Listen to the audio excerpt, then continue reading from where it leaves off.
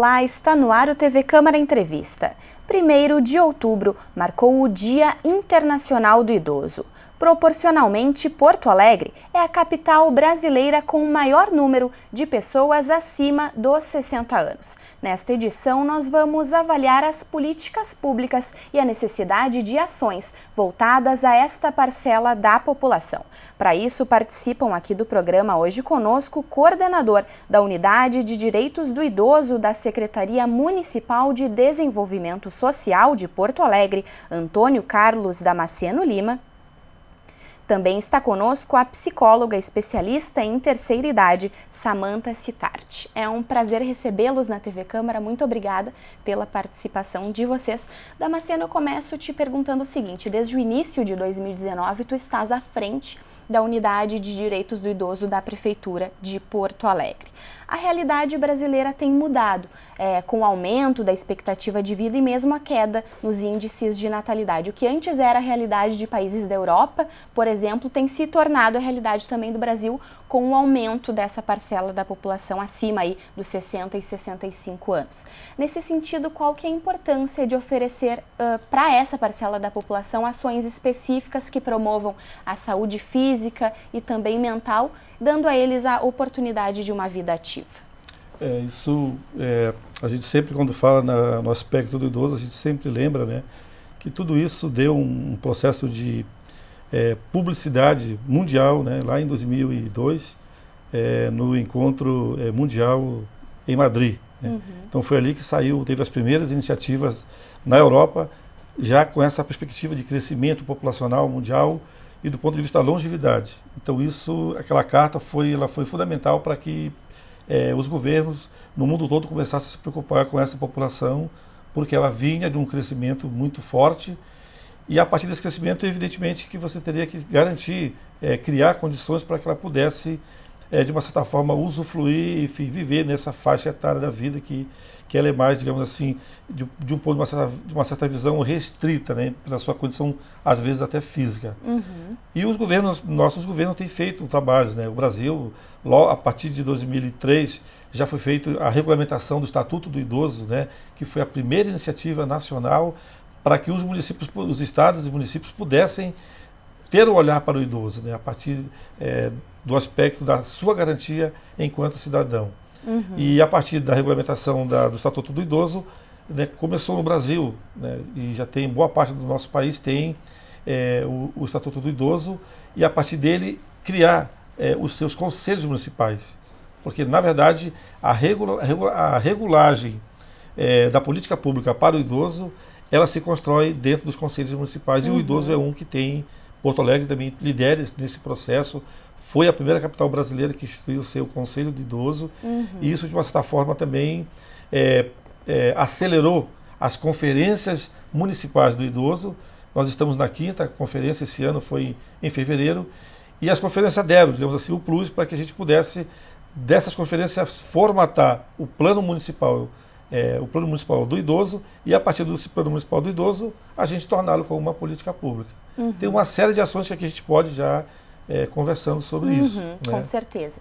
Samantha, com base nisso que o Damasceno coloca de mudança de cenário e a partir da formação de políticas públicas, tu acreditas que a população idosa tem mais garantias dos seus direitos e consegue envelhecer de uma forma mais saudável? Porque é importante a gente destacar que envelhecer todos nós vamos, né, tomara, um dia, enfim, de forma natural. No entanto, é preciso envelhecer com garantia dos direitos e com a saúde plena, né? Uhum. Bom, agradeço o convite, é uma honra estar aqui do lado do Damasceno também, né, parceiro aí de trabalho. Sim, eu acho que tudo está muito atrelado, né? Como eu sou psicóloga, então eu sempre vou pensar no aspecto cognitivo, vou pensar no aspecto mental. Uhum. Precisa ter políticas públicas para essa parte da saúde mental, né? Porque senão a pessoa não adere a um cuidado do corpo, ao cuidado da saúde, ao bem-estar, né? Então, tem que ter políticas públicas para essa temática. Uhum. Né? Sob o ponto de vista assim, da nossa sociedade, tu acreditas que a relação das pessoas com o tempo e com o ato de envelhecer tem mudado? Porque se a gente analisar as últimas décadas aí, quando se falava numa pessoa que atingiu os 50, 60 anos, aquela pessoa era considerada velha. Hoje essa realidade tem mudado. 65, 70, 80, 90 anos, a pessoa ainda muitas vezes está ainda no mercado de trabalho, exercendo as suas atividades normalmente. Tem mudado essa relação com o passar do tempo? Não, tem mudado muito, né? Hoje nós vemos aí a população de 60 se reinventando profissionalmente, né? Tendo ascensão profissional mesmo, com mais idade. Então, tem muitas atividades sendo feitas dentro do mercado laboral, né? Até mesmo colocando estagiários, né, 60 a mais, né, para começar uma nova carreira. Então, daí é um mercado muito vasto, né? Nós estamos começando, engatinhando ainda. Então, a gente tem que entender essa parte, né, de longevidade, como os idosos, né, que nem combina a palavra, né? Eu tenho colegas de 60 anos que estão em pleno vigor físico, falo sexual, porque ainda é um tabu a gente poder falar sobre a parte sexual, né? E é isso. Seria importante a gente começar a mudar, inclusive, o nosso vocabulário, assim, né? Exatamente. Porque cada vez parece que passa para mais adiante um pouquinho essa faixa etária. Na verdade, as pessoas se desenvolvem e conseguem continuar sua vida plena, mas a marca de 60 anos segue, 65 anos segue. E é importante a gente destacar, como eu falei na abertura do programa, que além de Porto Alegre liderar proporcionalmente ter o maior número de pessoas acima dos 60 e 65, o Rio Grande do Sul também tem o maior número de longevos, que são aquelas pessoas aí que passaram já da faixa dos 80 anos, ou seja, aí no nosso estado ainda mais necessidade de políticas públicas para essa parcela, né, Damasceno? Note que a Secretaria de Desenvolvimento Social, né, e que nós temos à frente da pasta a nossa secretária, a comandante Nádia, e que tem assim tem todo o nosso respeito, a nossa admiração, né, pelo trabalho que ela faz, pela seriedade, né, que ela tem à frente da pasta. E a nossa secretaria, ela tem um guarda-chuva que eu diria que ela abriga a assistência, em alguns momentos ela abriga a questão da saúde e a questão do lazer, que é o esporte, né, porque também o esporte está dentro desse guarda-chuva. E a gente tem dentro desses três eixos assim, uma série de políticas que proporciona para os idosos, né? E aqui eu posso destacar pelo menos assim, por exemplo, nós temos mais de 200 grupos em Porto Alegre para a população idosa, tanto aqueles grupos que são da rede própria do serviço público, quanto daqueles da rede conveniada. Né? E aí hoje, nessa semana, no início desse mês, nós tivemos aqui em Porto Alegre, no primeiro dia mundial do idoso, nós tivemos a caminhada na Orla do Guaíba, e lá foi feita a regulamentação, né, de uma lei para os idosos, que reconhece, né, o jogo do câmbio como uma atividade da pessoa idosa. O jogo de câmbio é um jogos adaptados para os idosos. Então isso, de uma certa forma, é muito significativo para a gente, né? E pra gente também, e nós ficamos assim muito felizes porque foi uma lei construída de várias mãos, né? Foi o próprio vereador que teve a iniciativa, né? A ideia, né? Que é o vereador Alvani Medina, que preside aqui, inclusive, a comissão, a frente parlamentar do idoso, né? E ele fez assim um trabalho assim de muitas mãos. Os próprios idosos consultou, fez várias reuniões com vários grupos para saber se realmente era talvez aquilo ali que fosse expressado do ponto de vista do esporte para o idoso, e isso Sim. foi consolidado. E qual tem sido o retorno por parte desse público para vocês? Olha, eu sempre vou pegar aqui entre vários grupos que a gente conhece, né? Eu sempre faço referência ao Araribóia, né? Que normalmente aos sábados, quando eles têm os encontros, né? Várias vezes eu cheguei lá e era muito, muito significativo a gente chegar lá e olhar assim, em torno assim, de 300 idosos fazendo atividades. Então, e cada um fazendo um tipo de atividade, né? Então isso é muito significativo. Então a gente, queira ou não queira, a gente faz uma reflexão de a gente se enxergar naquela condição e poder dar continuidade, estar se inserindo ali. E aquilo para nós assim, significa assim, um aspecto assim, dessa qualidade de vida, né? E não deixa de ser uma política pública, né, constituída, né? Certo. Samantha, de que forma as atividades, não somente as atividades físicas, mas esses momentos de integração, né, entre a população idosa, o quanto isso contribui para a saúde mental dessas pessoas? Bom, a gente tem estudos que comprovam que o maior adoecimento ainda é a depressão em idosos, né? E porque acaba se isolando. Às vezes tem um aspecto de viuvez, né? Muitos amigos começam a falecer e os filhos saem de casa, né? Então, por vários aspectos, este idoso começa a se isolar. Né? Então, o isolamento social é muito perigoso. Então, essas atividades, elas promovem essa reinteração social, que é o mais importante dentro da terceira idade. Eu acho que não é terceira idade, né? Eu acho que, assim, a interação social... né? A interação social tem que se dar em todas as fases, porque se a gente pega na época de faculdade, você tem um grupo X, a turminha do jardim de infância, né? Então tem várias fases da vida. E o idoso vai perdendo um pouco essa flexibilidade. Certo. Né? Qual seria, na tua opinião, assim, um sinal de alerta para essa pessoa de que estou com a minha saúde psicológica fragilizada, preciso dar um jeito nisso? Quais seriam as tuas orientações nesse sentido? Tá. Na realidade, assim, a gente não pode esperar isso da pessoa, porque se a pessoa já está num quadro, né, depressivo, ela já é uma bola de neve ali e ela já está enredada nisso, né? Então, pouco vai ser o movimento dela para sair. Então, a rede é bem importante, né? A família poder se orientar, poder pegar esse familiar e levar para um atendimento, né?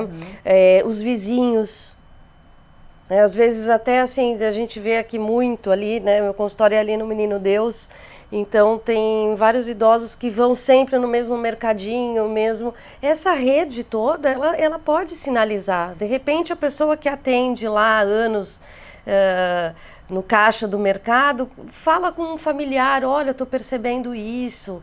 Porque eles falam, os sinais existem, né? De um suicídio, de uma crise depressiva. As pessoas têm que estar muito mais, por isso que a gente fala bastante da prevenção do suicídio, sobre a saúde mental, a campanha Janeiro Branco, qual cabeça hoje já é lei também pelo vereador Avoni Medina. Então a gente firma bastante, né, quer falar, desmistificar, poder levar o acesso público, né, à saúde mental, porque todo mundo consegue reconhecer um no outro que existe um adoecimento e poder, o quanto antes, poder buscar ajuda. E o papel do cuidador também nesse processo acaba sendo importante, porque é um profissional que está ali no dia a dia daquele idoso, né, atuando, e aliás é uma profissão que tem crescido o número de vagas no Brasil justamente em função do aumento dessa demanda. Eles podem ser também parceiros desse processo, né, Damasceno? Inclusive isso chamou atenção para o Brasil principalmente, e foi assim, eu diria que foi feito um esforço soberbo do nosso Congresso Nacional em fazer a regulamentação da lei do cuidador. Então hoje não é qualquer pessoa que pode simplesmente, né, se dirigir a uma pessoa, a um grupo, a uma atividade dessa área. Ela exige uma formação, precisa de uma formação mínima para poder atender ali as necessidades do idoso. Né? Isso é muito importante enquanto política pública. Né? E eu queria também aqui destacar um pouco dentro dessa linha da própria política pública, né, que nós temos, assim, por exemplo, o Disque 100. Né? O Disque 100 é um número que ele é um número nacional. Né? Qualquer pessoa do Brasil, qualquer idoso que se sinta lesado ou violado seus direitos, né, ele pode ligar para esse Disque 100. Ele é em Brasília, mas em Brasília é o filtro, na verdade. De Brasília eles demandam para aquele município aonde aquela pessoa ligou. Ou seja, então isso é importante porque ele é identificado sem comprometer qualquer tipo de colocar em algum constrangimento. Então isso é muito importante. Porto Alegre a gente recebe, nós temos aqui uma central, né, na nossa diretoria de direitos humanos, nós temos uma equipe lá que atende todo, qualquer idoso, quando tem uma situação, mas a gente recebe um número significativo pelo Disque 100, que a gente faz o contato, né? Vai, enfim, e passa a fazer os encaminhamentos. Pois é, nós falamos já sobre a necessidade dessa rede de apoio, congregando diferentes pastas do município, a sociedade civil organizada. É importante a gente destacar também a existência em Porto Alegre da delegacia do idoso, que justamente nessa manta atua nessa proteção, porque infelizmente o número de agressões contra a população idosa é uma realidade, né? Mesmo às vezes até partindo de próprios familiares, ou às vezes nem agressão física, mas de alguma forma lesar aquela pessoa. Então, a delegacia chega como um avanço para a gente também, no sentido de garantir a proteção dessa pessoa, né? Sim. Bom, nós estamos começando com um projeto, né? Um núcleo de atendimento, de acolhimento ao público 60+. Então, estamos começando ainda. Não posso falar muito de dados, eu acho que a gente vai ter dados só mais específicos, 6 meses, 1 ano, né? Mas o que acontece é que a gente vê muito abuso psicológico também, muita coisa que não vai para a esfera criminal, de fato, né? Então, muito idoso que não sabe aonde ir, como resolver um problema e acaba procurando a delegacia do idoso para poder sanar esse problema. Então, daí a delegacia daria um encaminhamento, né, para algum órgão responsável. E quanto à parte de abuso, né, você falou do abuso físico e tal, mais do que isso, o abuso psicológico, né, porque tem os casos assim que envolvem as pensões. Então tem família, tem filhos que vão até o banco, fazem empréstimos, tem essas partes de empréstimos que ficam ligando para os idosos, e mesmo eles falando que não querem, acontece, né, de burlarem isso. Nós vimos aqui algum tempo atrás do bilhete, né? Sim. Também teve um caso aí de fotos que os idosos tiravam, tal, e era meio um sistema de golpe. E eles ficam muito ainda constrangidos de caírem nesse tipo de golpe. Então, ainda é uma parcela pequena que a gente sabe, na verdade, que vai até a delegacia. Só que isso acontece com muito mais frequência, né, Damasceno? Isso mesmo.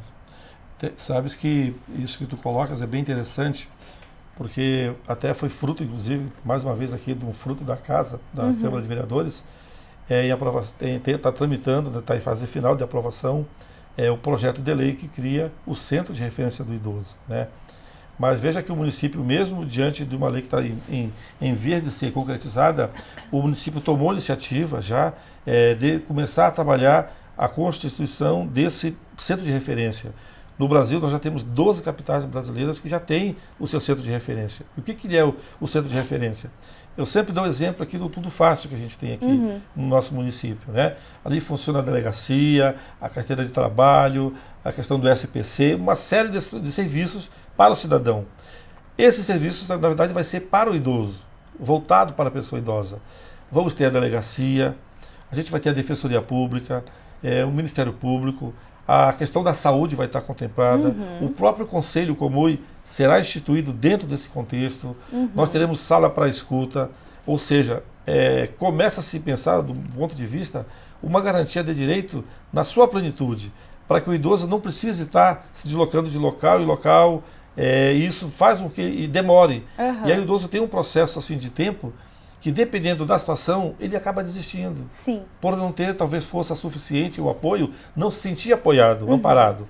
Então, o centro de referência, nós estamos trabalhando, a nossa coordenação está trabalhando assim, de forma muito incisiva nisso. Certo. E é um projeto, assim, da nossa secretaria, a comandante Nádia tem nos pedido muitos esforços nesse sentido para a gente poder avançar. Deve haver algum trabalho de formação especial para essas pessoas que vão fazer o atendimento, porque a Samantha colocou uma questão importante, que é esse constrangimento por parte do idoso, que às vezes acaba caindo aí num golpe do bilhete, ou seja lá qual for, de ter vergonha de ter, né? Isso. Sabe que eu já tive 3 ou 4 vezes na delegacia do idoso e eu presenciei diversos atendimentos para o idoso. Né? E também já tive, também nas delegacias normais, e eu já assisti também atendimento para a pessoa idosa. E eu sempre dou um exemplo do que eu assisti nas 2 situações que eu assisti o idoso sendo ouvido por uma reclamatória, né? Que é na delegação do idoso, quando ele chega para fazer a sua reclamação, além de ter aquela conversa inicial, aquele acolhimento, né? Se oferece um copo de água. Porque isso faz diferença do ponto de vista para ele do acolhimento. Né? Então, esse é uma coisa muito, talvez simples, um gesto simples, mas isso faz com que ele se sinta seguro, acolhido e reconhecido.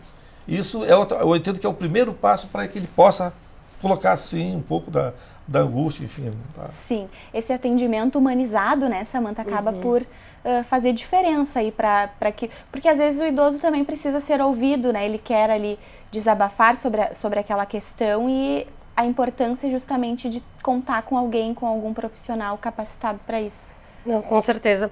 Isso a gente vê muito na área da medicina, né? Então o idoso procura lá, ao invés de procurar o geriatra, né, para fazer toda a leitura, ele vai no reumato, e daí ele pega uma medicação aqui, daí ele vai no cardiologista, daí ele vai no urologista, enfim, ele vai numa rede de médicos, né, buscando essa atenção. A gente tem um problema também muito grave de polimedicação, né, de idosos. Então ele está à procura. Por isso que muitas vezes o que acontece na delegacia é que acaba os idosos indo lá também por essas questões, né, de um certo abandono, né, e necessidade de ser ouvido, né? Claro, com certeza. Nós chegamos ao final do primeiro bloco do TV Câmara Entrevista, mas logo mais os nossos convidados voltam com outras informações e análises sobre outubro, que é o mês aí de atividades alusivas à pessoa idosa. 1º de outubro marcou o Dia Mundial do Idoso. Fique com a gente, nós já voltamos.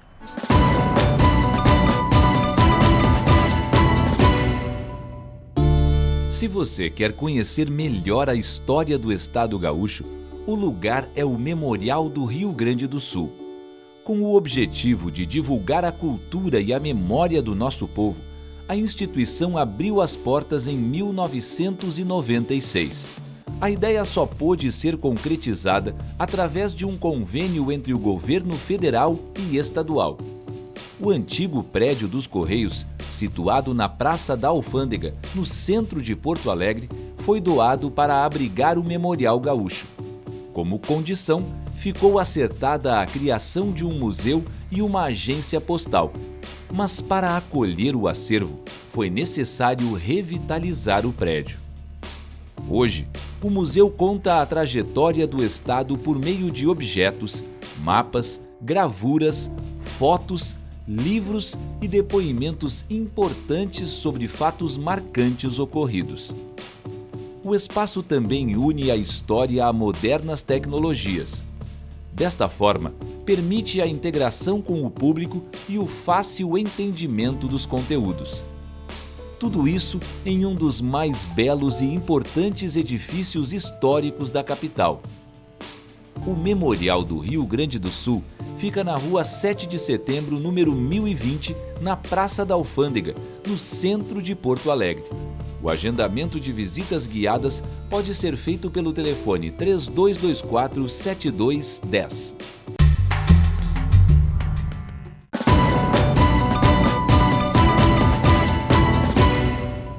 Estamos de volta com o TV Câmara Entrevista, que hoje aborda as políticas públicas para a população idosa. Outubro marca o mês do idoso e Porto Alegre é proporcionalmente a capital brasileira com o maior número de pessoas acima dos 60 anos. Comigo aqui no estúdio hoje são o coordenador da Unidade de Direitos do Idoso da Prefeitura, o Antônio Carlos Damasceno Lima, e também a psicóloga especialista em terceira idade, Samantha Cittart. Nós já falamos no primeiro bloco sobre diversas questões que acabam afetando a população idosa com relação à sua própria segurança. E aí, Samantha, eu te pergunto o seguinte, o fato de, nós já falamos de golpes de bilhete premiado e outras outras infrações, crimes que acabam afetando essa parcela da população. O desrespeito à população idosa é um reflexo da nossa cultura? Se a gente avaliar países do Oriente, por exemplo, que tratam, né, a população idosa com mais cuidado e maior zelo. Existe maneira de mudar essa realidade no nosso país? Bom, eu acredito na mudança das pessoas. Todo dia, a qualquer hora, as pessoas podem mudar, né? Só que um reflexo cultural, ele leva algumas gerações, né? Então, nós vemos muito preconceito ainda, né? Eu estava comentando, teve uma matéria que uma mulher, que não é de 60 anos, tá vendo como a gente fica, né? Uma mulher de 60 anos deu à luz ao seu primeiro filho. Então, na reportagem, ela estava falando do preconceito das próprias mulheres, né? Do mercado de trabalho, o preconceito da própria família de assimilar tudo isso. Então, é novo, né? É tudo muito novo dentro do mercado 60+. Né? E as próprias pessoas ficam nessa dicotomia, né? Uhum. Então, quer dizer, eu sou idosa, mas eu com 60 anos vou parar numa vaga de idoso? Né? Então, sim, eu acho que tem muito preconceito, né? Ainda a respeito, mas somente falando, né? Dando a mídia dando oportunidade, fazendo outro olhar para a população 60+. E esse termo 60+ surge justamente para quebrar um pouco essa visão que a gente tem estigmatizada da terceira idade, né, do idoso. Isso surge, Damasceno, inclusive vocês estão realizando um trabalho com uma cartilha específica de serviços que já tem a nova nominação, né, do 60+. Na verdade, esse aqui foi um trabalho... eu sempre gosto de reconhecer, né, o Comitê Interinstitucional de Defesa e Proteção da Pessoa Idosa, que é liderada pelo Palácio da Justiça. Então, é um comitê que reúne o Ministério Público, Defensoria Pública, a OAB, a Prefeitura através de seu serviço social, a nossa Secretaria participa. Então, ali há uma produção do ponto de vista do olhar em vários aspectos, inclusive o jurídico em relação aos idosos, né? Porque, segundo o Estatuto, também ali tem uma prioridade em relação à questão dos processos. Então, há uma priorização nesse sentido. E essa questão assim, do envelhecimento, agora do século XXI, e foi um dos temas da sexta conferência, é exatamente isso. É pensar que de 60 para frente é uma nova fase que a pessoa passa digamos assim, a incorporar, e incorporar isso quer dizer... é experiência, né? Pode ser o 60+, juventude, 60+, longevidade, 60+, saúde, 60+, cultura, 60+, esporte, ou seja, é o que você entender que cabe dentro de 60, isso é importante, né? Tem um dito popular, né, na África do Sul que diz que quando perdemos um idoso ou um ancião, né, vai-se com ele uma biblioteca. Então, esse processo dessa fase, para nós, ela tem um significado muito interessante, de que é o seguinte, você não precisa chegar aos 60 para ter essa conotação, né? Então, isso serve para a nossa vida, porque o que a gente, aquela máxima popular também, né? O que se faz hoje, o que você faz hoje, planta hoje, você colhe amanhã. Então, do ponto de vista assim, de se preocupar com essa questão do 60+, ela é importante. Porque, embora a Europa tenha uma outra realidade, mas, por exemplo, na Itália, o idoso já é considerado com 75 anos. Então, veja que tem um processo lá na frente que já aponta novos caminhos. Então, nesse aspecto, eu acredito que a gente aqui em Porto Alegre está tentando, sim, trabalhar com isso, né? E pegando esse gancho, já quero aproveitar e falar o Conselho Comui, né? O Comui é um conselho, né, que agrega hoje em torno de 280 entidades e instituições de diversos tipos, né? Tanto aquela que cuida da geriatria, tanto aquela que cuida só da formação, aquela que cuida do esporte, aquela que cuida do idoso do centro de convivência, aquela que cuida do idoso do ponto de vista do serviço, por exemplo, da próstata, que tem uma instituição que cuida dessa parte, ou seja, há digamos assim, um legado, né? Já há um legado para a cidade, né, do ponto de vista das entidades, e que através de seus projetos elas conseguem sim dar um retorno para a sociedade. E isso é muito importante. A gente alerta aqui, inclusive, qualquer instituição que tenha um grupo de idosos, nos procure em relação ao Comui, que é importante para agregar um pouco já, agregar esses 280 que tem, para que a gente possa oferecer para a cidade, para os idosos. Né? Certo. Nós falamos já sobre essa importância de se manter ativo, né, nos 60+, mas eu te pergunto, como gestor da unidade Damasceno de Direito dos Idosos da Prefeitura, como está a questão mais voltada para aquela população que realmente necessita desse acolhimento através das casas de acolhimento, para não dizer asilos, que esse termo também já pode ter uma conotação tanto quanto pejorativa.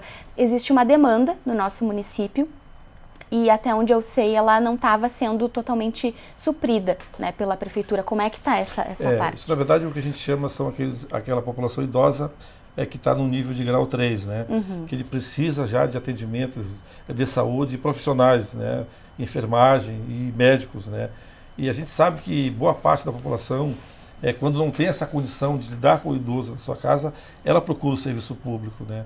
Nós temos na área da saúde e nós temos na rede, nos CRAS da cidade, a gente tem ali esse mapeamento, e quando o idoso chega nessa via, a gente tem assim uma rede que ela talvez seja ainda insuficiente, mas ela atende, né? Nós temos 3 instituições aqui que fazem o grau 3, que já tem um convênio com o próprio Comui, né? Dentro do Comui recebe verba pública e também verba de sua própria captação.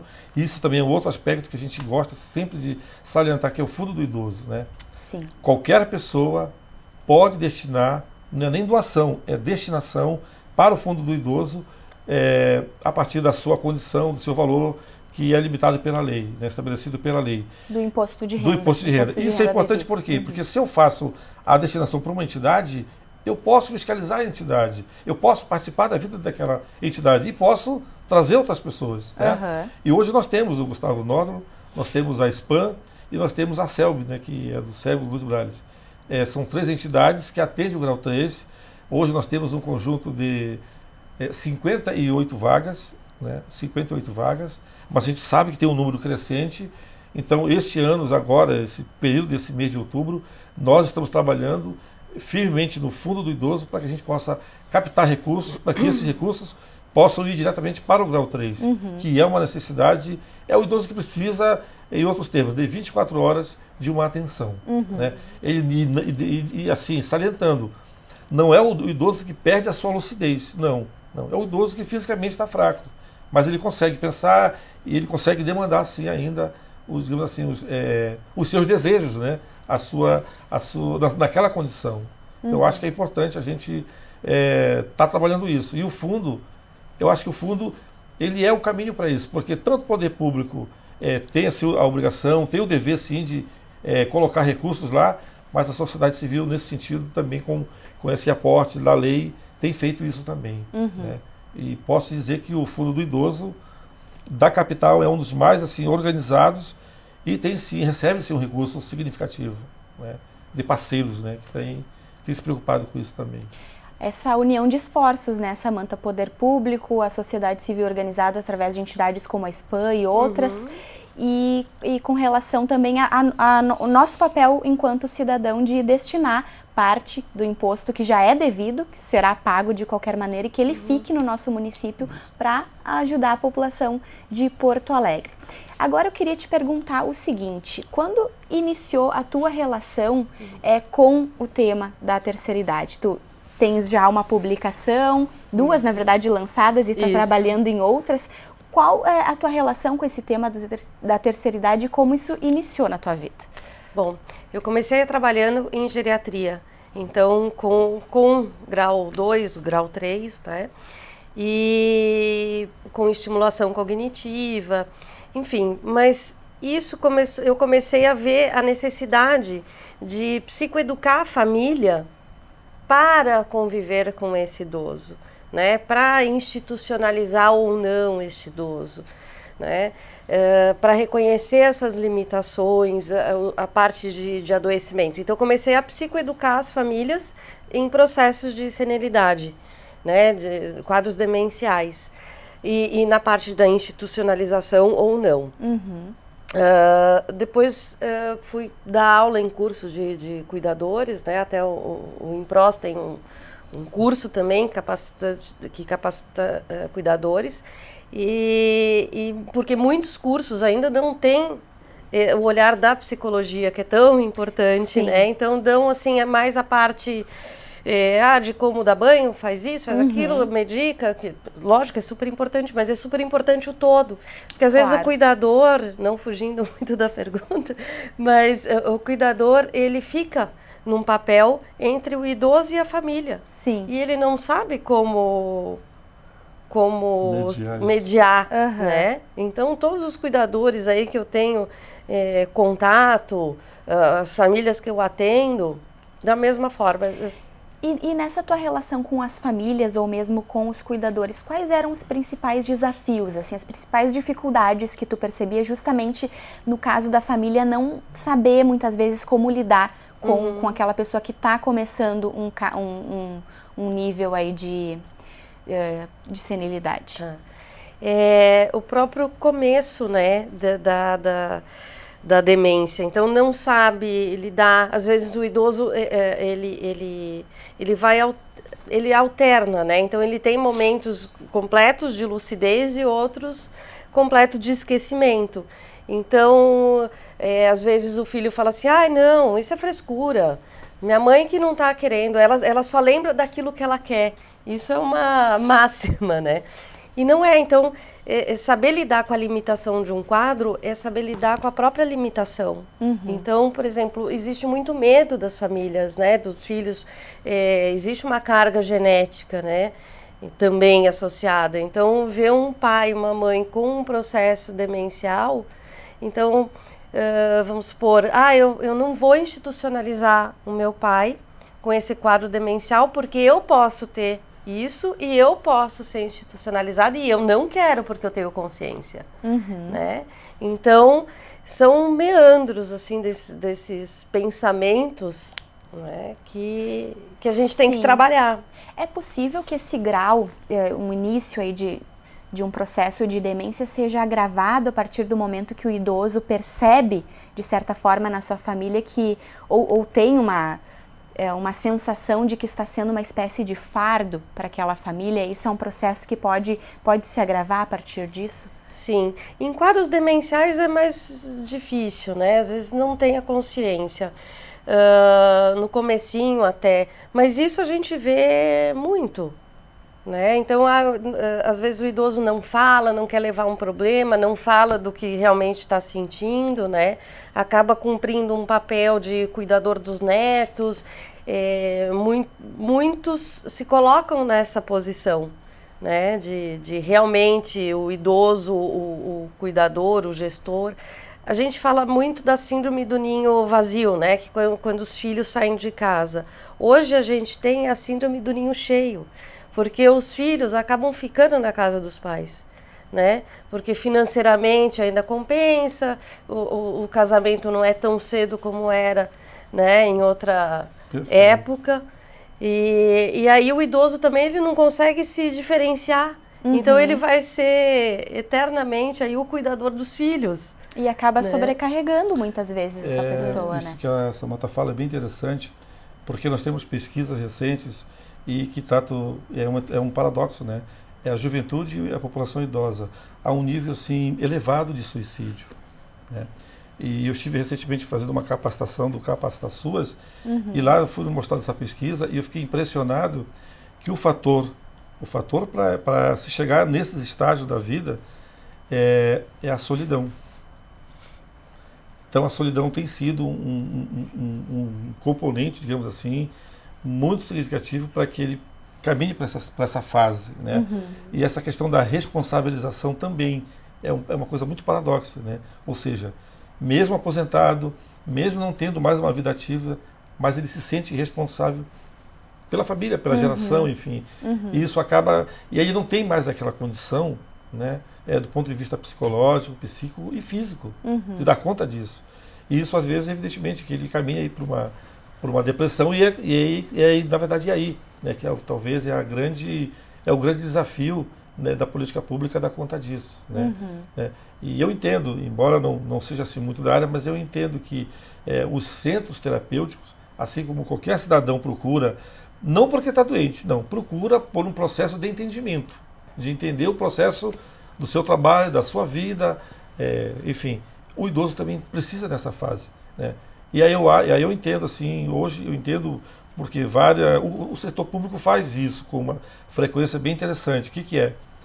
De preparar aquela pessoa que vai se aposentar, né, para que ela já possa fazer uma opção de redução de carga horária, para que ela possa já trabalhar uma adaptação para uma vida já não mais com aquele compromisso profissional, né? Então, se tivesse cuidado, eu acho que isso é um ganho, né? Então, fazer uma transição. Uma iniciativa bacana. Mas hoje tem muitas empresas que já estão investindo nisso, né? Na parte de preparação para aposentadoria, para esse funcionário que às vezes passa aí 30 anos dentro da empresa e não consegue mesmo, né?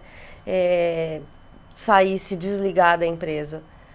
A maior parte do tempo está dentro do trabalho, né? Sai e fica uma lacuna, né? Os 3 primeiros meses, ok, descansa, viaja, tal, e dali para frente, né? O que vai fazer? Então tem que existir uma preparação para a aposentadoria, de fato, né?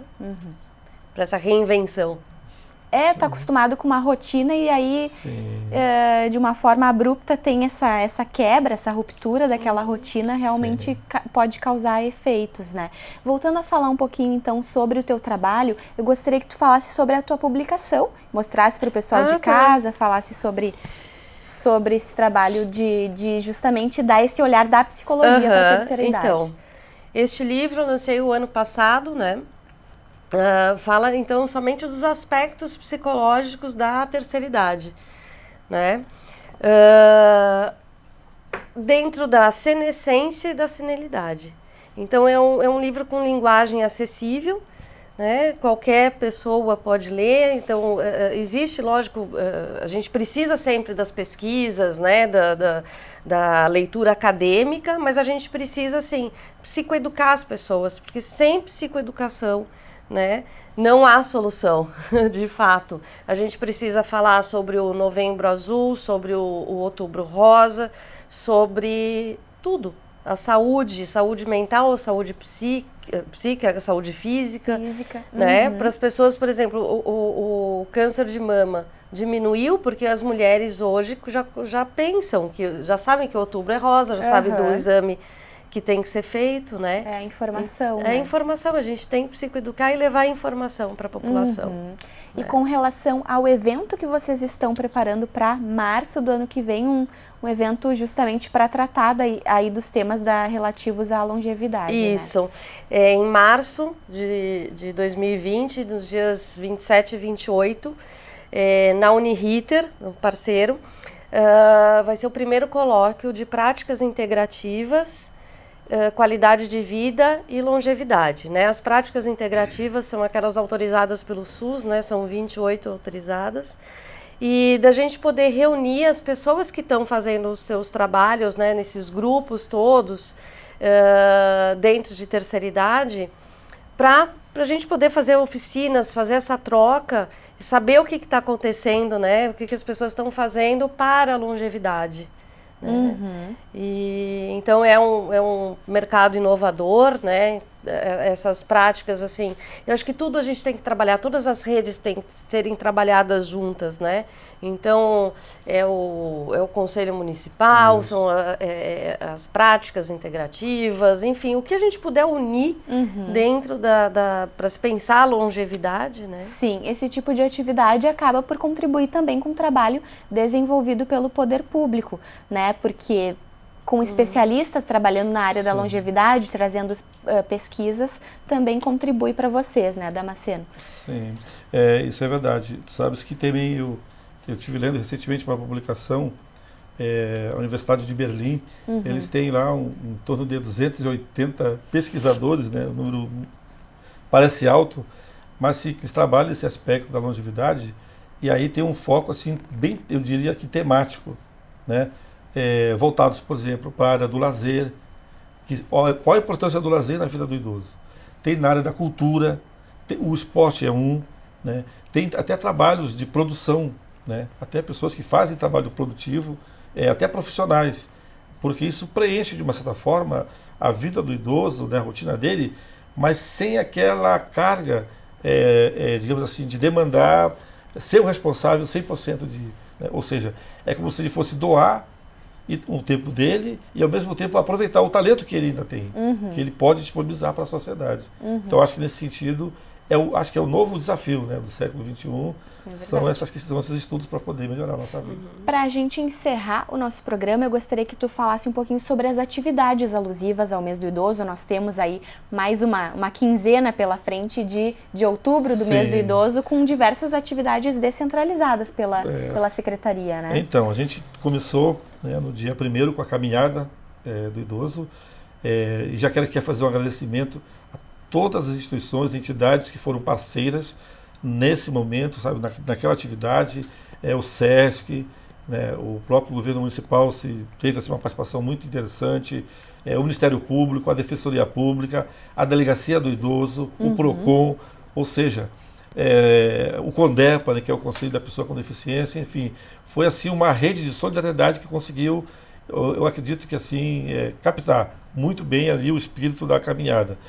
A nossa agenda do mês, né, nós conseguimos catalogar 31 atividades para o mês de outubro, de todo e qualquer tipo que você possa imaginar, tanto do ponto de vista físico, da formação, que trata da questão da saúde. Claro, boa parte aqui trabalha muito a questão que aqui a Samanta traz, que é a questão, por exemplo, do envelhecimento, desse processo desse envelhecimento, né? Colóquio, sarau, dança, enfim. Então, está nas redes sociais, no site da Prefeitura isso também está disponível. Toda a programação. Nós estamos também fisicamente onde a gente consegue alcançar. Isso tem sido feito e a gente pede que as pessoas possam participar, porque está catalogada dia, hora, local e o telefone de contato ainda daquela instituição. Então eu quero reforçar o convite para que a gente possa aqui ter um bom mês, né, nesse mês de outubro, que possa realmente ser uma ferramenta para os idosos poderem participar. E para quem está nos assistindo e porventura necessitar de algum serviço existente em Porto Alegre, eu vou pedir para que tu reforce com relação ao Disque 100, mesmo a Delegacia do Idoso e em breve o Centro de Referência, que ainda deve passar aqui pelo plenário da Câmara de Vereadores, né? Que tu reforce então quais são os serviços disponíveis. Nós temos, além da Delegacia do Idoso, né, que fica no Palácio da Polícia, nós temos o Disque 100, que toda e qualquer situação do idoso de violação, de dívida, saúde, reclamatória, conflito, pode discar o Disque 100. E em Porto Alegre nós temos a nossa Diretoria Geral de Direitos Humanos. Nós temos uma equipe lá, nós temos uma assistente social, Maria Helena, que atende, olha, com muita tranquilidade, com um acolhimento incrível, né? Nós estamos localizados em Porto Alegre, na Rua dos Andradas, o número 1643, no 4º andar. O nosso telefone é o 3289-5108.